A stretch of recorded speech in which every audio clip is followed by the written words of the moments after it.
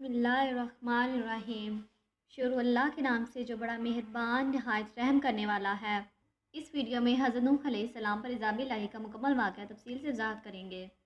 حضرت نوح علیہ السلام کی قوم نے جب اللہ تعالیٰ کی آیاتوں اور اللہ تعالیٰ کے نبی کو جھٹلایا تو ان پر طوفان کا عذاب نازل ہوا۔ اور اللہ تعالیٰ نے حضرت نوح علیہ السلام کو کشتی بنانے کا حکم کیسے دیا اور علامات عذاب کیا ظاہر کی۔ حضرت نوح علیہ السلام اپنی قوم میں 950 سال رہے۔ اس پوری امت میں انہوں نے قوم کو توحید اور ایمان کی دعوت دینے کا عمل جاری رکھا اور ان کی طرف سے پہنچنے والی سختیوں اور تکلیفوں پر صبر کیا۔ جب قوم اپنی حرکتوں سے باز نہ آئی اور ایمان لانے کی بجائے کفر پر اڑی رہی تو اللہ تعالیٰ نے حضرت نوح علیہ السلام کی طرف وحی بھیجی کہ آپ کی قوم کے جن لوگوں نے ایمان قبول کرنے کی توقع تھی وہ تو ایمان قبول کر چکے ہیں۔ اس کے علاوہ جو لوگ اپنے کفر پر ہی قائم ہیں وہ اب کسی صورت میں ایمان قبول نہیں کریں گے، لہٰذا اس طویل مدت کے دوران کفار کی طرف سے آپ کو جس تکلیف اور اذیت کا سامنا ہوا اس پر غم نہ کرو۔ ان کفار کے کرتوت ختم ہوں گے اور اب ان سے انتقام لینے کا وقت آ گیا ہے۔ قرآن پاک میں اس آیات کا ان الفاظ میں ذکر کیا گیا ہے اور نوح کی طرف وحی بھیجی گئی کہ تمہاری قوم میں سے مسلمان ہو جانے والوں کے علاوہ کوئی اور مسلمان نہیں ہوگا، تو تم اس پر غم نہ کھاؤ جو یہ کر رہے ہیں۔ کفار پر عذاب چونکہ کئی طریقوں سے آ سکتا تھا، اس لیے اللہ تعالیٰ نے حضرت نوح علیہ السلام کو بتایا کہ وہ عذاب ڈبو جانے کی صورت میں ہوگا اور ڈبونے سے نجات کی صورت میں صرف کشتی کے ذریعے ممکن تھی۔ اس لیے اللہ تعالیٰ نے حضرت نوح علیہ السلام کو کشتی بنانے کا حکم دیا۔ حضرت نوح علیہ السلام نے اللہ تعالیٰ کے حکم سے ساج کے درخت بوئے۔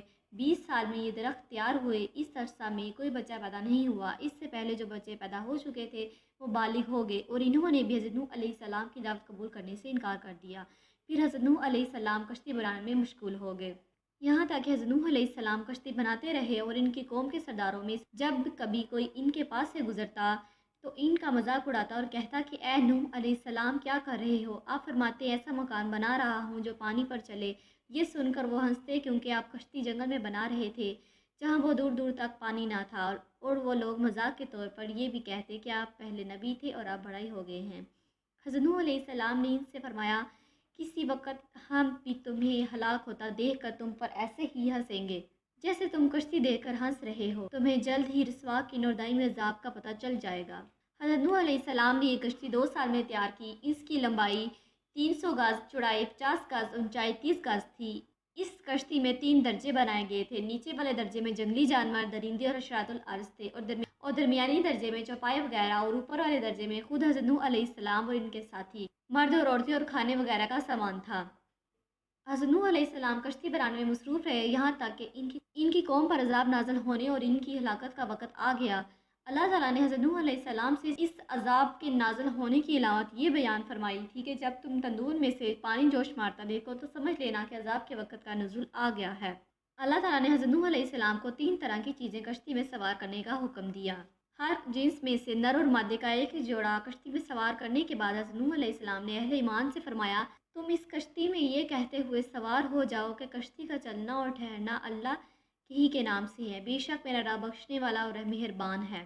کشتی میں سوار ہوتے وقت اللہ تعالیٰ نے حضرت نوح علیہ السلام سے فرمایا جب تم اور تمہارے ساتھی کشتی میں صحیح طرح بیٹھ جاؤ تو تم کہنا تمام تعریفیں اس اللہ تعالیٰ کے لیے ہیں جس نے ظالم لوگوں کو ہلاک کیا، ہمیں ان سے نجات دی، اور کشتی سے اترنے وقت یوں دعا کرنا ہے میرے رب مجھے برکت والی جگہ اتار دے اور تو سب سے بہتر اتارنے والا ہے۔ حضرت نوح علیہ السلام کی قوم پر عذاب آیا تو آسمان سے زبردست بارشیں برسی اور یہ لگاتار 40 دن تک برستی رہیں۔ اس دوران زمین سے بھی اس قدر پانی نکلا کہ زمین چشموں کی طرح ہو گیا، پانی پہاڑوں سے اونچا ہو گیا یہاں تک کہ ہر چیز اس میں ڈوب گئی، اور ہوا اس شدت سے چل رہی تھی کہ اس وجہ سے پہاڑ کی مانند اونچی لہریں بلند ہو رہی تھیں اور انہی لہروں کے درمیان حضرت نوح علیہ السلام کی کشتی رواں دواں تھی۔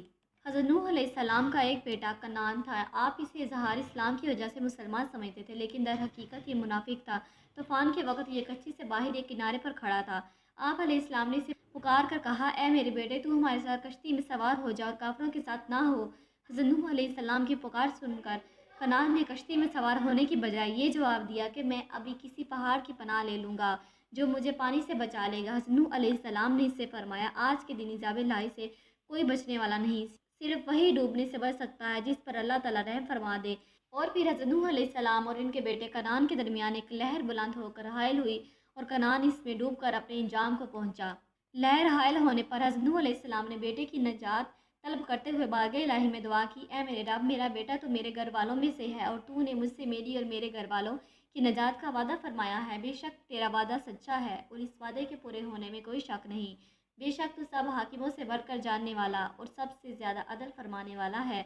इनके दवा के जवाब में अल्लाह ताला ने फरमाया, ए नूह, तेरा बेटा तेरे घर वालों में से हरगिज़ नहीं, इसका अमल दुरुस्त नहीं है क्योंकि वो बेटा दर हकीकत काफिर था।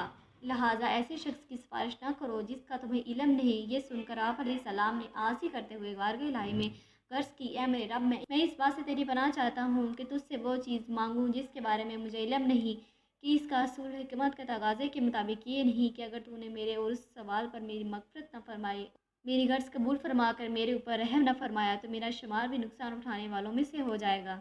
इसी तरह हज़रत नूह अलैहिस्सलाम की एक बीवी काफिर थी जो अपनी कौम से हज़रत नूह अलैहिस्सलाम के बारे में ये कहती थी कि वो मजनून है। ये भी इस तूफ़ान में गर्क हो गई और इससे अल्लाह ताला ने लोगों के लिए इबरतनाक मिसाल बना दी कि हज़रत नूह अलैहिस्सलाम जैसे अल्लाह ताला के मकरूब बंदे के निकाह में होने के बावजूद जब इसने दीन के मामले में इसके साथ खयानत और ईमान की बजाय कुफर को इख्तियार की, इसी तरह वो अपने बेटे कनान की तरह भी हलाक हो गई।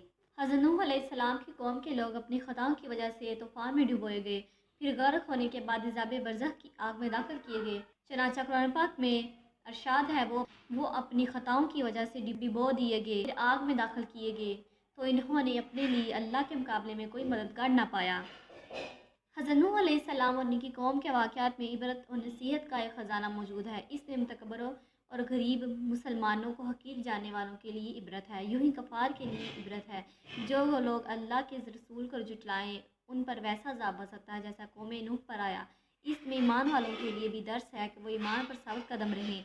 तो जिस तरह अल्लाह ताला ने हज़रत नूह अलैहिस्सलाम पर ईमान लाने वालों को मुखालफिन के शर से नजात दी, इसी तरह इन्हें भी मुखालफिन के शर से निजात बचा लेगा। नेज़ ये सारा वाक़या अपने कई पहलू के एतबार से अल्लाह ताला की अजीम कुदरत पर भी दलील है। कुरान करीम में कई मकामात पर इसके पहलू बयान किए गए हैं। चनाचा एक मकाम पर अल्लाह ताला इरशाद करता है, और इन्होंने नूह को जुटलाया और हमने उसे और इसके साथ कश्ती में थे सबको नजात दी और हमारी आयातें जुटाने वालों को गर्क कर दिया, बेशक वो अंधे लोग थे। कुरान मजीद में एक और जगह पर इरशाद है, और हमने इस वाक़या को निशानी बना छोड़ा, तो है कोई नसीहत हासिल करने वाला, तो मेरा अजाब और मेरा डराना कैसा हुआ।